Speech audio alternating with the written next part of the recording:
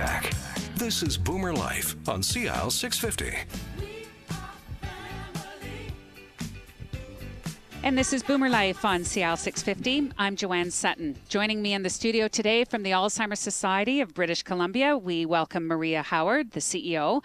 And we're talking today about what's involved when someone you love has Alzheimer's or dementia, and that potentially difficult time that you have when you can't care for their needs anymore and you have to consider some level of outside help, possibly a move to a care facility. So here to help us with some of the answers to your questions, we welcome our next guest, Jerry Hinton. So Jerry, thanks for being here today. I'm happy to be here. Thank you. We're looking forward to your story as well. Thanks so much for making the trek from Vancouver Island as well. Now, I understand that you have a very extensive background in the medical industry, in education and research, administration, just to name a few, but most specifically, your experience has been in geriatrics, looking after and dealing with the caring of for the benefits of seniors. So if you could maybe start us off, tell us a little bit about your professional background, if that's okay. Well, I think the beginning of it was when I grew up with a grandmother and learned very early about older people. And then I went into nursing, and after nursing went on to university, and I taught student nurses, but always in the area of geriatric nursing. And then I went on. I was very interested in the shift from acute to community with home care, and so I ran an agency. And then the government asked me if I would come and be the consultant in home care for the provincial government, and from there I moved to the Office for Seniors, where I spent the last 14 years of my career. And when I was in those final years of my career, I realized that my husband was experiencing memory loss, and I had this beautiful man who developed Alzheimer's disease. And so for 8 years, we traveled together on that journey. Wow. So that's our introduction to your husband. His name was Peter. Yes, it was. Yeah. So Peter lived with this disease for a number of years, and maybe now is the perfect opportunity to talk a little bit about that personal journey that you took, and maybe at some point how your professional experience helped shape your reactions to. Well, certainly, I think it's fair to say that everybody's journey is unique. And that's one of the things that does challenge us, is that personalities are different in people's experience as couples or as children with their parents. It's all very different. But with Peter, he was a great reader and played the violin. He was an amazing man. And one night he said, "Jerry, I can't remember what I read the day before." And I said, "Well, you're probably working hard and stressed, and so don't worry about it." But then on one occasion, and we'd sailed in our boat for years and years, he had an experience where he forgot where the depth sounder was. And the depth sounder for a sailor is a fixed piece of equipment in the cockpit that you check to make sure you have enough water under your keel. And I knew in that moment that Peter's memory was failing. Wow. It was that moment. It was that dramatic, and that moment when I knew that we'd crossed that line into memory impairment. Do you think he realized it at that time? No, and I didn't make a fuss about it, because that's where my professional life came into being, because I knew personally that we were starting a journey, because I'd had the background and experience to understand how cognitive impairment happens. But I didn't want to make a fuss about it, because I think that would just add to his fear and concern about how he managed things and how he did things. And so what we did do was two things. We first of all got someone to assess his memory and to see where we were going. And the second thing we did was to call the Alzheimer's Society. Really? Because I knew that they had resources and people that could help us make sure that things went well, that this disease doesn't go downhill quickly in most cases. It's a long, protracted period of time. And we wanted to make sure we did the right thing. And I think out of all of that, I discovered something about a person with Alzheimer's disease, and that is that their caregivers live their life. It's really about trying to keep them connected to the world they've known all their life. And so the art and the music and all the things that were particular to Peter, we did that, and it kept him calm. He could identify with it, and I think it was a wonderful quality of life, considering the losses that we were both experiencing. And one of those losses would have been the loss of your life. Yes. Because Yes. all of the attention was now on. I left my job because Peter was a very private man, and I knew that he needed care.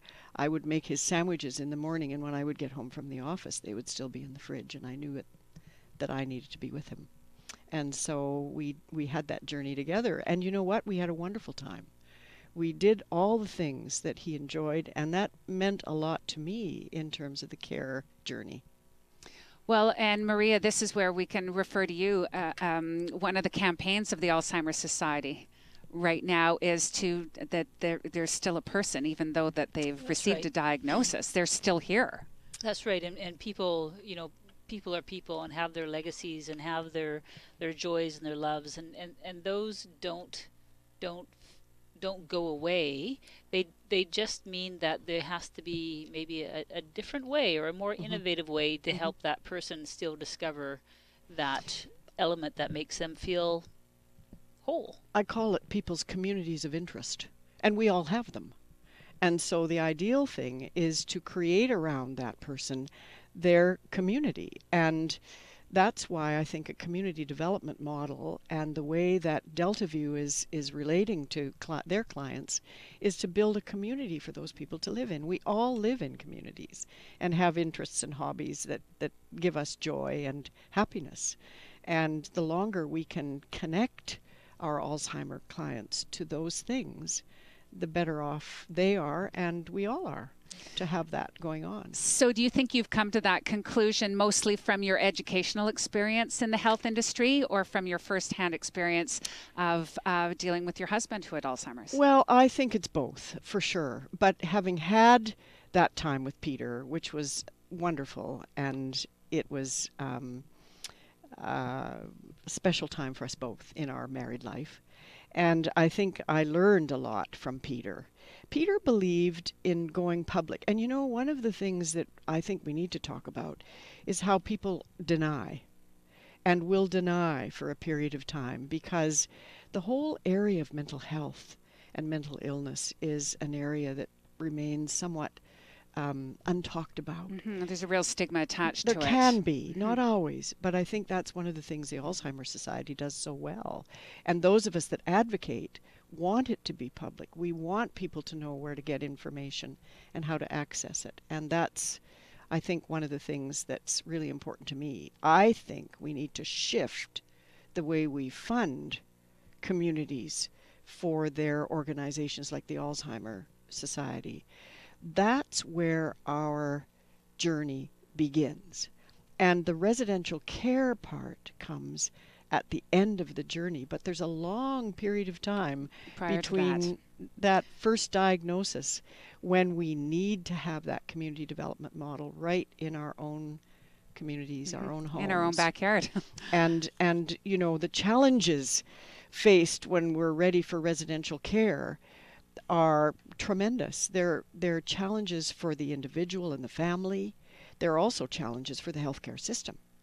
Absolutely. Trying to meet the needs. Well, I'm glad you've brought that up. So maybe we could start now talking about that time that came in your life when you realized you couldn't care for your husband anymore, and he did need additional help, and you had to consider outside help and residential care. And did he move to a residential facility? Yes, he did. Yeah. But, again, I just need to emphasize that everyone's journey is so different. And I was not going to consider residential care. I believed that I could care for Peter. I was younger than Peter. I was a nurse, and I thought the community expected me to do this. And so one summer, one of the things that we had was a certain number of days of respite for Peter. And he went into the Broadmead Lodge in Victoria as a respite client for 7 days so that I could have a little rest. And I was getting ready to go and pick him up, and our geriatric psychiatrist phoned and said, "Jerry, you can't take him home." I said, "Oh, yes, I can. I'm on my way." And he said, "Jerry, Peter isn't able to come home yet.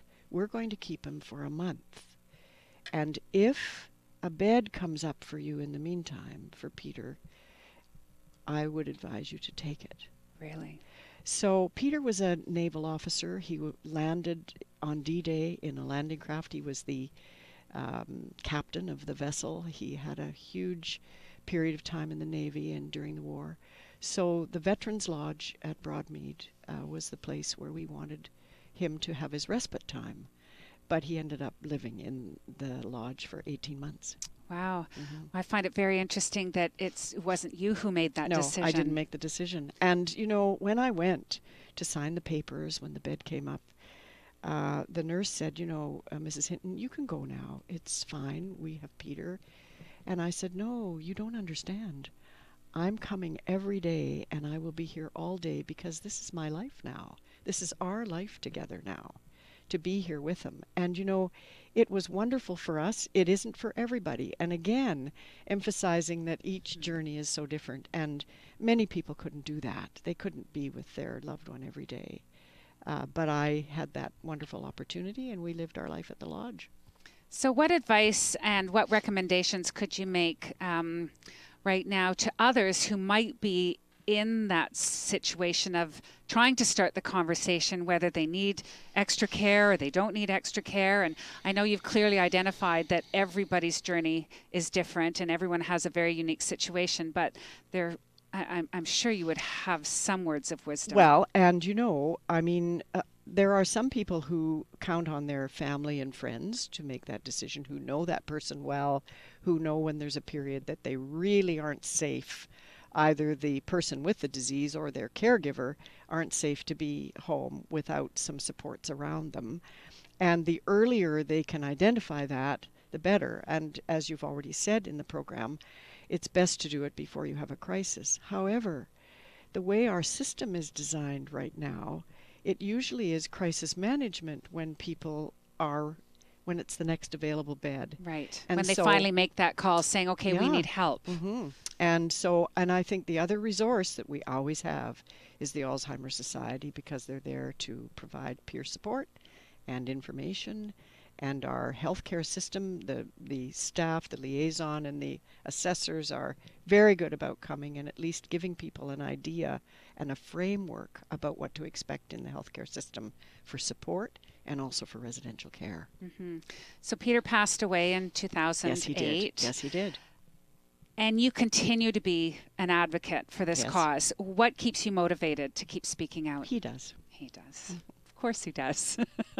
I've never met him. I don't know a lot about him, but I have a feeling that we're hearing a little bit of his voice through you. Well, he believed in being public. He believed in speaking out about this illness, and he was the honorary patron for the Walk for Memories in 2004 in Victoria, and that was when people first realized that he was failing. And he was determined that this was something that people needed to talk about, that if it was happening to him, it was happening to other people, and that we needed to make sure that there could be open dialogue about this illness. And in communities where we have people living, it's so important. We've got these wonderful programs now, the Dementia Friendly Communities Project, and some of these wonderful things that the Alzheimer's Society is doing. And I just really hope that by continuing to speak out, I can increase the support for the society financially and in other ways as well. Well, I think you have by being here today. Jerry Hinton, our special guest today, along with Maria Howard from the Alzheimer's Society of BC. Jerry's healthcare experience lies mostly in geriatrics as a teacher, a clinician, an administrator, a CEO of a home care agency, and a consultant to the BC government continuing care program, and also a wonderful wife to a husband who had Alzheimer's disease, and she lost Peter 8 years ago, but continues to be an advocate. If you have any questions about today's show, please go to our website, or you can visit alzheimerbc.org. And we're about to bring in a local expert on residential care for seniors with dementia, and I can't wait for you to meet this amazing woman. That's up next on Boomer Life on CIAL 650. Celebrating the baby boomer lifestyle. This is Boomer Life on CIAL 650.